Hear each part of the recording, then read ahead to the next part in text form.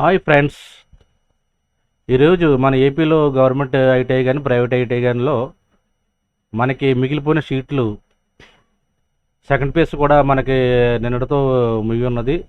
Third phase కూడా అక్కడక్కడ మనకి సీట్లు అవైలబుల్గా ఉంటే మనకి ఫేజ్ కూడా ఆ ఫేజ్లో కూడా మన సీట్లు పొందే అవకాశం ఉంటుంది.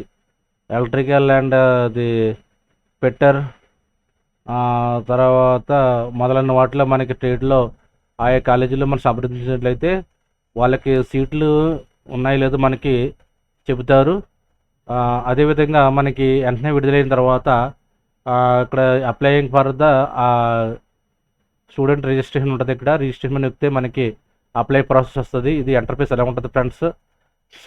మరి ఇంకా ఎవరన్నా డీటెయిల్స్ కావాలనుకుంటే వివిధ వివిధ ఐటీఐ కాలేజీల దగ్గరికి ప్రైవేట్ అండ్ గవర్నమెంట్ మీ దగ్గర మీ జిల్లాలో ఉన్న గవర్నమెంట్ కాలేజీలో వాళ్ళని సంప్రదిస్తే వాళ్ళని సంప్రదిస్తే మీకు ఎన్ని సీట్లు మిగిలాయి, ఎన్ని సీట్లు ఖాళీ ఉన్నాయి చెప్తారు.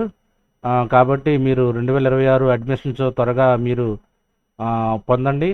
ఇంకా సెకండ్ ఫేజ్ కూడా నిన్నటితో ముగిసిపోయింది కాబట్టి ఇప్పుడు కూడా థర్డ్ ఫేజ్ కూడా అక్కడక్కడ ఉంటాయి. వాళ్ళని సంప్రదిస్తే మీకు ఎన్ని సీట్లు మిగిలాయో చెప్తారు. అదేవిధంగా ఇక్కడ మనకి ఇంటర్ఫేస్ ఎలా ఉంటుంది, ఇంటర్ఫేస్లో అప్లై చేసిన తర్వాత మనకి నెంబర్ వస్తుంది. నెంబర్ వచ్చిన తర్వాత ఏ కాలేజీలో మనం పెట్టుకోవాలంటే ఆ కాలేజీ యొక్క లిస్ట్ మనం అక్కడ అది కొడితే ఆ లిస్ట్లో వస్తుందన్నమాట.